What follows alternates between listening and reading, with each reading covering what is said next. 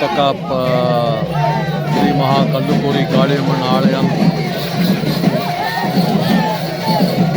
தக்காப் ஸ்ரீ மகா கல்லுக்கூரி காளியம்மன் ஆலயம் கூடிய தீமிதி திருவிழா மிகவும் சிறப்பாக நடைபெற்றது. ஆலயம் தொழுவது சாலவும் நன்று. நண்பர்களே, காளியம்பாள் மிகவும் ஒரு சக்தி வாய்ந்த ஒரு தெய்வம். இந்த வட்டாரத்தில் ஆலயத்துக்கு வாருங்கள். உங்கள் அருகாமையில் இருக்கின்ற ஆலயத்தில் வந்து சென்று அந்த ஆலயத்தில் வந்து அமருங்கள், சேவைகளை செய்யுங்கள்.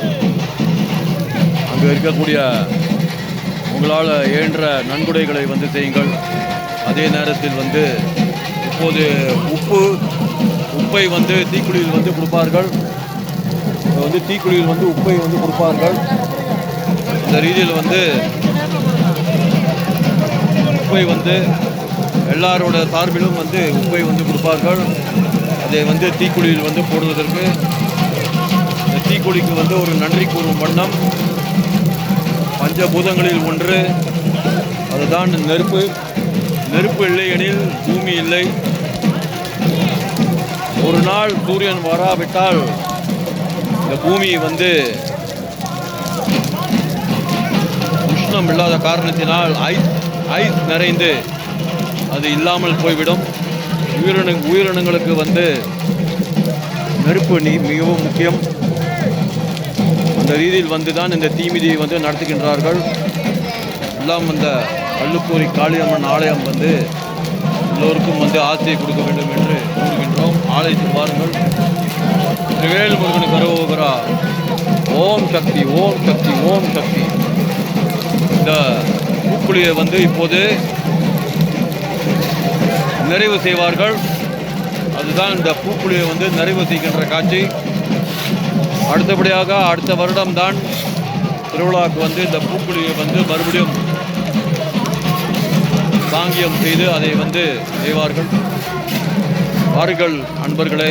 இதில் வந்து முக்கியமான விஷயம் என்னவென்றால் ஆலயத்துக்கு வர வேண்டும்.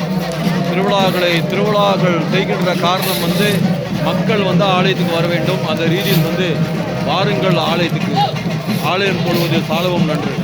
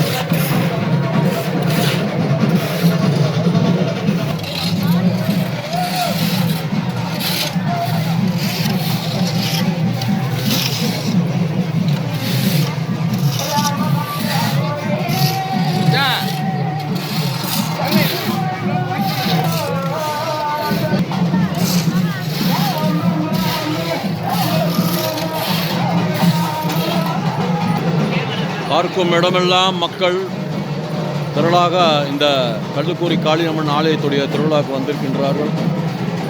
இந்த வட்டாரத்தில் வந்து இந்த ஆலயம் வந்து மிகவும் பிரசித்தி பெற்ற ஒரு ஆலயம். கல்லுக்கூரி தீமிதி திருவிழா என்றால் மக்கள் எங்கே இருந்தாலும் வருவார்கள். அந்த ரீதியில் வந்து வாருங்கள் அன்பர்களே.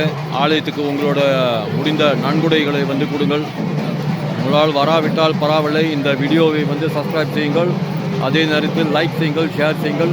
இந்த வட்டாரத்தில் இருக்கக்கூடிய அந்த ஆலயத்துக்கு சென்று அங்கே அமர்ந்து இறைவனோட தரிசனத்தை வந்து பெறுங்கள். அதே நேரத்தில் வந்து ஆலயத்துக்கு செல்லும்போது சில நன்கொடைகளை வந்து கொடுங்கள்.